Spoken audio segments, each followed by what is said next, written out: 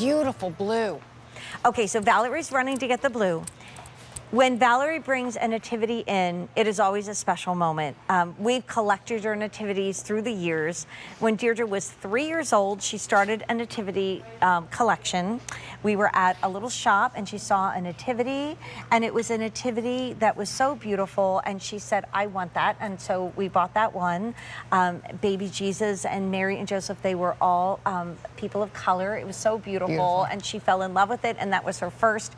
And she probably has 50 now through the years, but nothing like this. And I love what you said to me. You said you have to come here and look at the nativity. What is Dee going to say?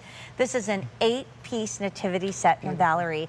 And growing up, my aunt was the professor of music and director of music at Immaculata College. And every year, they still do, put this big, beautiful tree up, and they have carol night.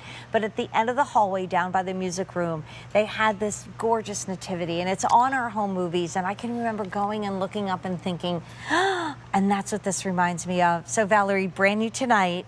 Also probably the largest nativity set you've ever brought us. Yes, 8 beautiful pieces. And what is so special, Jane, is the way each and every one of them has been so beautifully molded and crafted. The texturing on the shepherd's robe. You know, it almost looks, you know, like it has this fur look to it. Look at the little woolly lamb, how dear. His sandals, the drape of his gown. The Joseph, let's look at Joseph, let's look at Mary, and let's look at baby Jesus. And I love Mary's open arms, you know, reaching forward. Joseph also open-handed, his staff.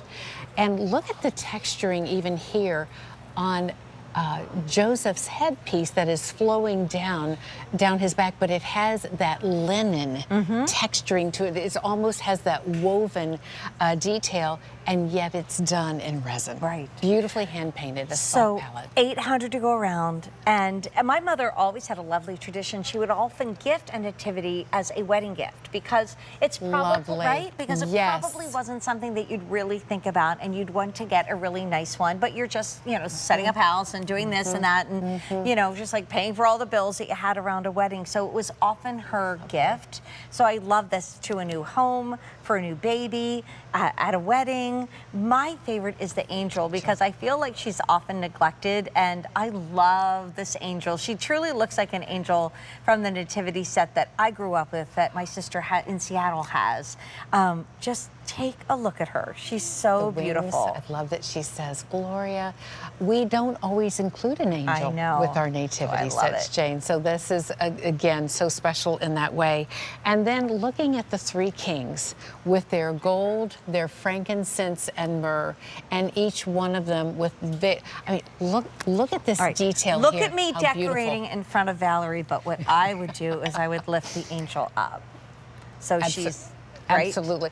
Well, yes, that might be a little high and fancy, but no, that's exactly right. And well, it could drop it a smidge, but she's so lovely, raised up on the faceted. But look at the kings and their headpieces and their gowns and their robes and the gold brocade detail that they each have.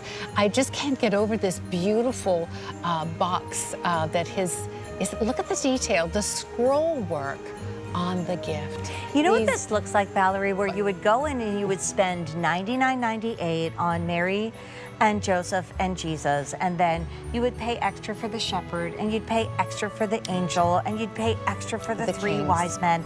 I have to ask though, do you do what we do? So baby Jesus doesn't go out till Christmas Eve. Eve. And then the 3 kings, sometimes I keep them out, but my mother